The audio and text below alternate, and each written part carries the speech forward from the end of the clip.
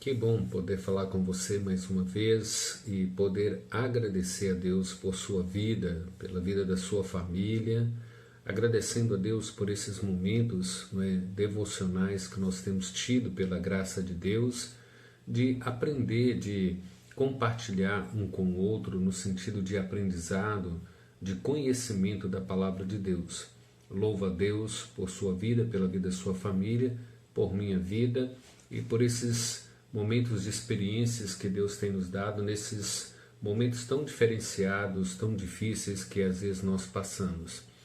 Nós estamos estudando Atos, primeiro capítulo, versículo 12 até o 14, considerando aqui algumas verdades, alguns princípios que nós podemos extrair de aprendizado com os apóstolos.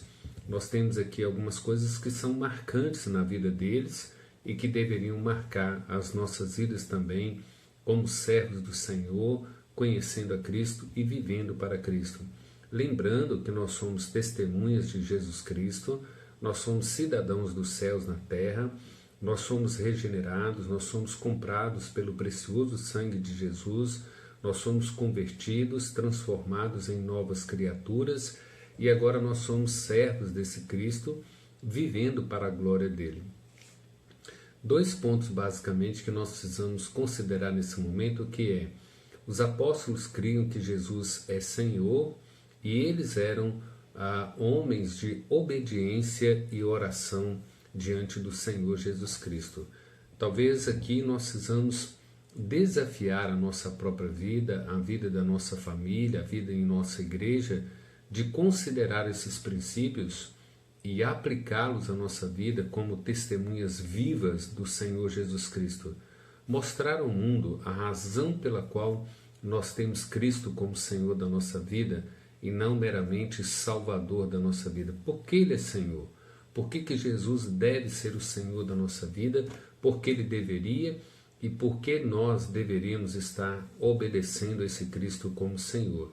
E depois considerando essa questão, essa diferença da vida deles, de serem homens plenamente obedientes a Cristo e com um diferencial, vivendo uma vida de oração. Vejam bem, os apóstolos passaram 3 anos com Jesus Cristo, sendo ensinados, sendo instruídos, tendo uma vida de relacionamento pessoal, um relacionamento íntimo com o Senhor Jesus.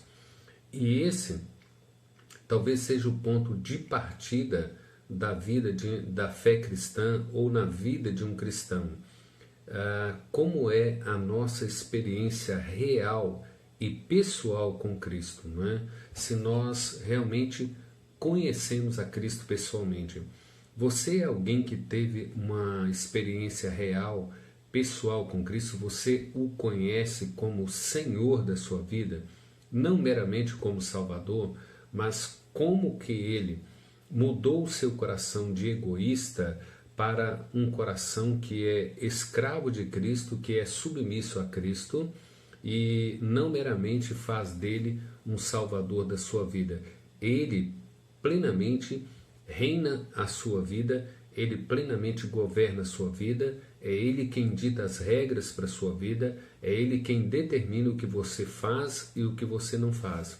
Então vejam bem, a vida cristã, ela não é formada meramente por cumprimento de regras, por cumprimento de usos e costumes, de ir ou não ir à igreja, de carregar a Bíblia ou não carregar a Bíblia.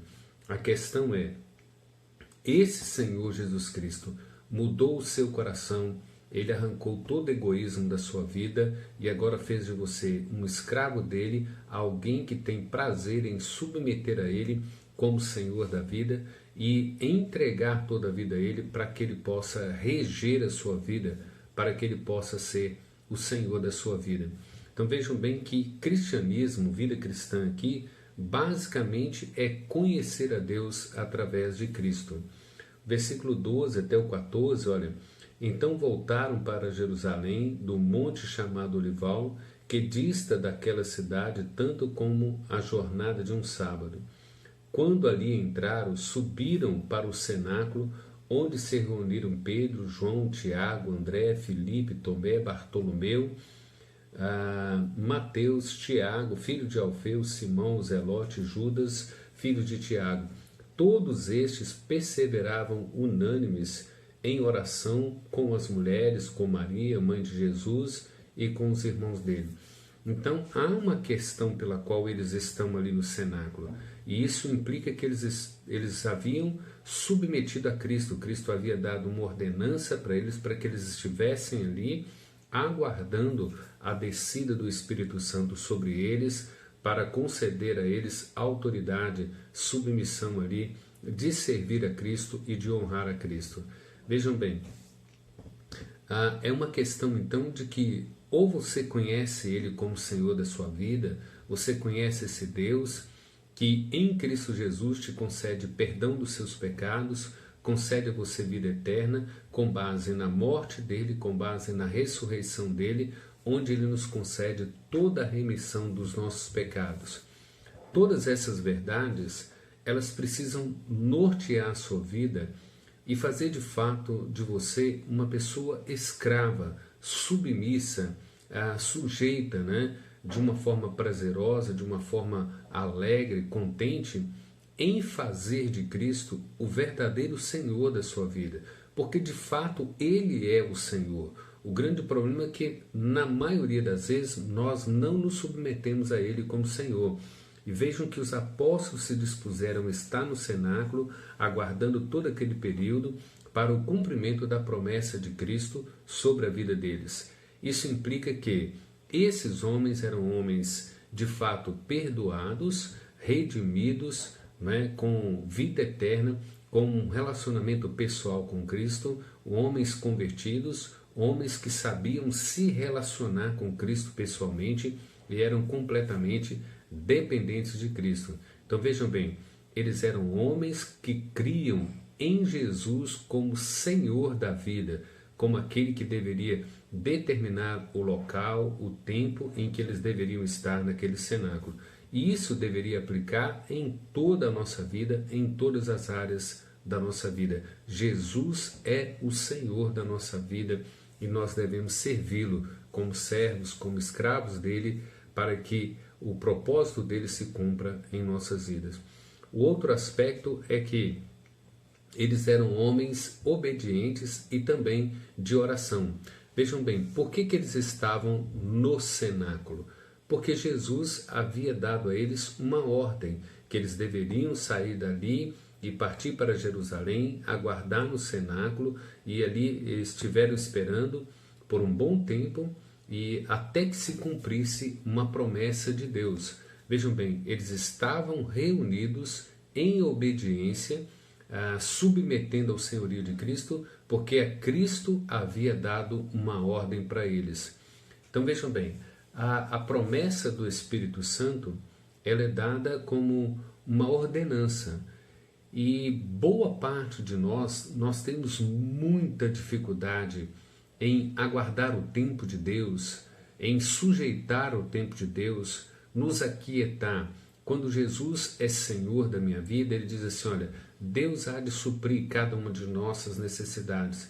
Deus quer que nós tenhamos cônjuge, crentes, tementes a Ele. Então, enquanto namorados, nós deveríamos esperar no Senhor a resposta dEle de nos conceder um cônjuge temente, que o honre, que glorifique. No trabalho, da mesma forma, que porta Deus abrirá, né? Nos empreendimentos, como Deus nos conduzirá. Em todos os aspectos, entender que nos cabe obediência e também uma vida de oração. Esperar no Senhor é uma das coisas mais difíceis que nós enfrentamos na vida.